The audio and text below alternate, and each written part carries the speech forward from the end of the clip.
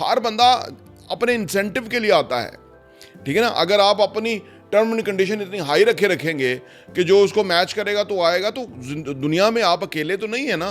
बेशुमार प्रॉपर्टियाँ, बेशुमार लोकेशन है, हर चीज़ है। किराए के लिए मिजाज मुख्तलिफ चाहिए, बिजनेसमैन मिजाज चाहिए। ये क्या है कि ये हॉस्पिटैलिटी का माइंड सेट है। मे बी उनसे उससे ज़्यादा पैसे लिए हो, लेकिन हॉस्पिटैलिटी का एक माइंड सेट है। अगर आप किराए पे देना चाहते हैं चीज़ों को, तो फिर उस माइंड सेट के साथ चीज़ों को डील करिएगा। वंस आपका क्लाइंट के साथ या जो ठहरा है उसके साथ एक अच्छा रिलेशनशिप बन जाए और उसे आपकी समझ आ जाए और आपको उसकी समझ आ जाए, तो फिर सालों तक वो जो प्रॉपर्टी है वो रेंट पे रह सकती है। जो छोटी चीज़ होती है वो आपके लिए छोटी हो सकती है, जो रहने वाला है उसके लिए छोटी नहीं हो सकती। लॉन के अंदर अगर टूटी नहीं लगी जिसमें पानी आता है पाइप लगा के, तो वो एक प्रॉब्लम हो सकता है। यानी अलगर्ज बहुत सारी चीज़ें हैं कि जो हो सकती हैं, जिसकी वजह से छोटी छोटी चीज़ों की वजह से अगला अनहैप्पी रहता है।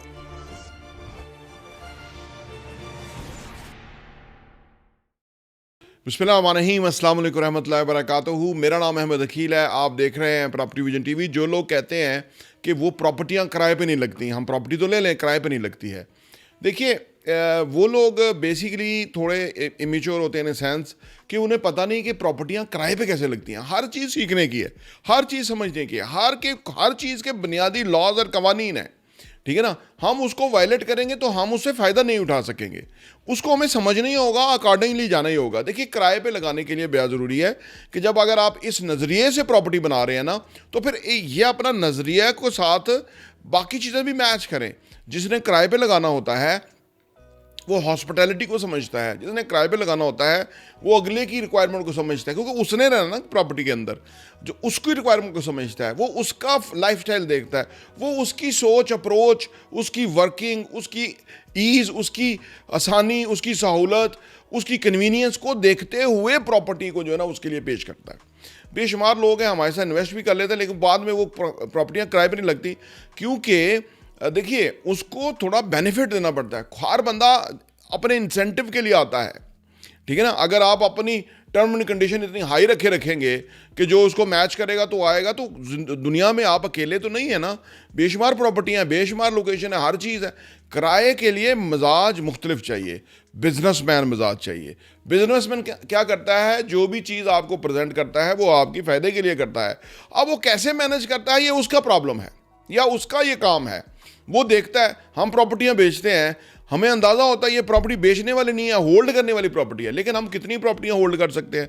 हमें किसी सूटेबल बंदे को देनी ही होती है, जिसकी चाहत हो, जुस्तजू हो, जो क्वालिफाई करे, जो पेमेंट कर सके, जो एक अच्छा क्लाइंट बन के चल सके, हमने उसके हवाले करनी है प्रॉपर्टी। फिर हम नई जगह लेके नई क्रिएट करने की तरफ जाते हैं, फिर नई जगह दे के नई क्रिएट करने की तरफ जाते हैं। हाँ, मेरी बात समझ गए ना। और कुछ लोगों के साथ कॉपरेट भी कर लेते हैं, पेमेंट्स के अंदर भी डिलेज हो जाते हैं, फिर भी हम चुप रहते हैं कि भाई वो कर रहे होंगे, मैंने, क्योंकि उनको समझना है। अगर हम शराइत रखें कि नहीं जी ये हमारी शराइत हैं, वो बाटा रेट है और ये शराइत हैं, और ये अगर आप क्वालिफाई करते हैं, तो फिर इस तरह काम नहीं चलता। तो बेचने का कारोबार मैं आपको बता रहा हूँ ना, काफ़ी कुछ हम अपने एंड पे वो बर्दाश्त करते हैं, एक्सेप्ट करते हैं, अगले को थोड़ा स्पेस देते हैं। उसको जब एक दो असासों का वो मालिक बन जाएगा, फिर वो इस चीज़ को समझ जाएगा। नए लोग होते हैं, उनको नहीं पता होता। इसी तरह जो किराए पे लगानी है प्रॉपर्टी, आपके पास है, अब इसको किराए पे लगानी है। अब इसको आपको पहले तो ये देखना है कि ये कौन से लोग हैं, कौन सी नीश है जो आपकी प्रॉपर्टी को किराए पे लेगी। वो कौन लोग हैं, वो किस तरह रहते हैं, उनका क्या सोचने का अंदाज़ है, उनको क्या चाहिए, क्या डिमांड है, रिक्वायरमेंट है। जैसे कि आप आम प्रॉपर्टी किराए पे नहीं लगती। अगर आप उसमें 2 बेड डाल दें, उसमें सोफे डाल दें, AC लगा दें, TV लगा दें, एक अच्छी लिवेबल जगह बना दें, तो किराए पे लग जाएगी, एयरबीएनबी पे लग जाएगी, ठीक है ना। और अगर आप और ये पॉजिटिव माइंड के साथ ही सारा कुछ करना होगा। और अगर आप इस नज़रिए के साथ होंगे, कई लोग इस नज़रिए है जी, लोग बेड तोड़ देते हैं, सोफे ख़राब कर देते हैं जी, टेबल ख़राब कर देते हैं जी, वो है। तो भाई आप देखो वैल्यू क्या ले रहे हो, आप पैसे तो ले रहे हैं ना उसका, उसकी जो यूटिलिटी वो यूज़ कर रहे हैं, उसकी पैसे ले रहे हैं। ये हमारा सोचने का अंदाज़ है कि लोग आके तबाह कर देते हैं, ख़राब कर देते हैं। वो जी लोग तौलियों के साथ जो है ना वो टॉवल्स के साथ पाँव साफ करना शुरू कर देते हैं। ये कुछ लोग होते हैं। इतनी सारी, इस्लामाबाद इतना खूबसूरत शहर है, आप देखें, और शहरों का तो मैं नहीं कह सकता, लेकिन इस्लामाबाद में आप देखें तो आपको चलती गाड़ी में से कुछ चीज़ फेंकते हुए तो 1% या 2% लोग मिलेंगे, इससे भी शायद कम, बहुत रेयर होता है। बल्कि हम यहाँ पे जब गाड़ी चला रहे होते हैं और अगर कोई फेंकता है तो बहुत ज़्यादा उसके बारे में ख्याल आता है कि यार ये बंदा बहुत ही पेंडू है, या ये अनसिविलाइज्ड है, या ये समझता नहीं है, या ये नया नया आया है, या क्योंकि ये इधर का कल्चर कुछ मुख्तलिफ है, ठीक है ना। तो ये चीज़ ज़रूर मद्देनज़र रखें। सारे लोग ख़राब नहीं हैं। अगर हम हमारा जो, क्योंकि हमारी अपनी जो सोच है ना वो ऐसी होती है, तो फिर वो वैसे ही लोग हमें टकरते हैं। ये भी लॉ ऑफ अट्रैक्शन है। बुरे किराएदार को हम अट्रैक्ट करते रहते हैं कि ये ना हो उनके अंदर, ये ना हो उनके अंदर, ये ना हो, यही चीज़ें उनके अंदर होती हैं। जब आप उनको ये समझते हुए चीज़ देते हैं कि ये अपनी चीज़ समझ के उसको इस्तेमाल करेंगे, उन्होंने इस्तेमाल तो करना है ना। अच्छा, एक वाकया है कि एक बंदा होटल में गया रूम लेने के लिए, तो उन्होंने कहा जी रूम तो सारे फुल हैं, एक अवेलेबल है लेकिन वो हम दे नहीं सकते। उन्होंने कहा वो क्यों? उन्होंने कहा जी वो जो नीचे बंदे ने रूम लिया हुआ है ना वो ज़्यादा अरसे से ठहरा हुआ है, और वो जो ऊपर वाला रूम है ना हमने फ्री रखा है, क्योंकि वो कहता है कि अगर ऊपर कोई हरकत होती है, कोई एक्टिविटी होती है या कोई शोर होता है तो मैं डिस्टर्ब होता हूँ, तो इसलिए हमने उसके लिए वो कमरा ही खाली रखा हुआ है। उसने कहा मैं तो ट्रेडर हूँ और मैं तो इस शहर में आया हूँ और रात 12 बजे तक तो मैं अपने काम में होऊंगा, अगराई करूँगा, लोगों को मिलूंगा वगैरह, तो मैं 3 बजे मेरी सुबह मतलब फ़्लाइट है, तो मैंने तो 3 घंटे के लिए आराम करना है। तो उन्होंने फिर सोचा कि ये तो बिल्कुल ही थोड़े टाइम के लिए आएगा, तो चलो इसको फिर दे देते हैं रूम। उन्होंने रूम दे दिया। रात को बंदा 12 बजे आया, वो आया आके बैठा, उसने वो जो जूता है वो ऐसे फेंका अपनी ईज़ में, तो वो नीचे गिरा।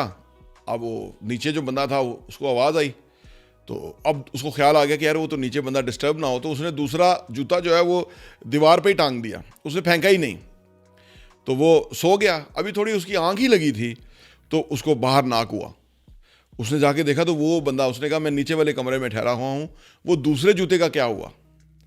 अब मामला ये है कि ये जो किराए के ये जो लोग होते हैं, लोगों के मुख्तलिफ एक्सपीरियंस होते हैं, लोगों के मुख्तलिफ सोचने के अंदाज होते हैं, तो ये चीज़ें होती हैं, उसको हमें उस तरह से अकोमोडेट करना चाहिए लोगों की ज़रूरत और रिक्वायरमेंट के मुताबिक। अब आपने देखा कि वो होटल वाले जो हैं वो कह रहे थे कि नीचे बंदा जो ठहरा हुआ है वो डिस्टर्ब होता है, तो ऊपर वाला कमरा अपने खाली रखा हुआ है। ये क्या है कि ये हॉस्पिटैलिटी का माइंड सेट है।